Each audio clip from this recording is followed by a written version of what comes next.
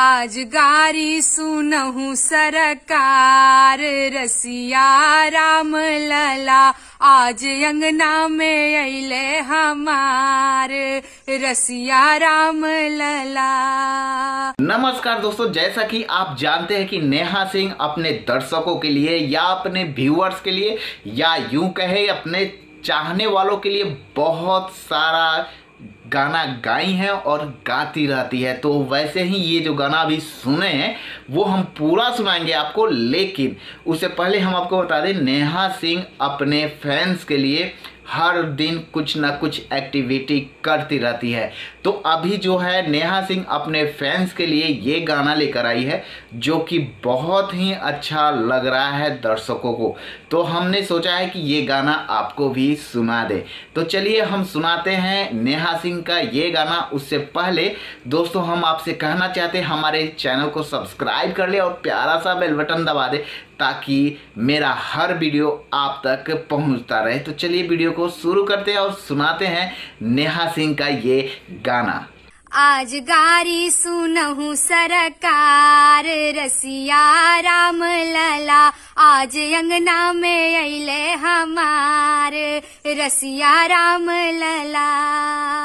अवध किनारी है बड़की छिनारी, अवध किनारी है छटल छिनारी, हमरे जनक जी के जी जनक जी के बोलई भतार, रसिया राम लला आज गारी सुनहु सरकार, रसिया राम लला।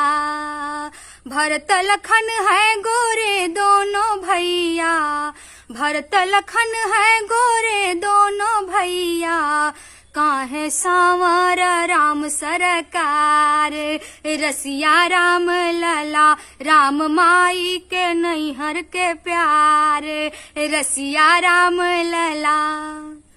अरे कोसिला रानी बना सुंदर सयानी, कोसिला रानी बना सुंदर सयानी, मोर सुनैना जी के आगे लाचार, रसिया राम लला आज गारी सुनहु सरकार, रसिया राम लला। छोटका भैया के तिरछी नयनवा, तिरछी नयनवा हो जुल्मी नयनवा, जी हमरा के ताके बार बार, रसिया राम लला आज अंगना में अइले हमार, रसिया राम लला आज गारी सुनहु सरकार, रसिया राम लला। अवध में सरजू की धारा बहत है, अवध में सरजू की धारा बहत है, हमरे मिथिला में कमला की धार, रसिया राम लला आज गारी सुनहु सरकार, रसिया राम लला आज अंगना में अइले हमार, रसिया राम लला।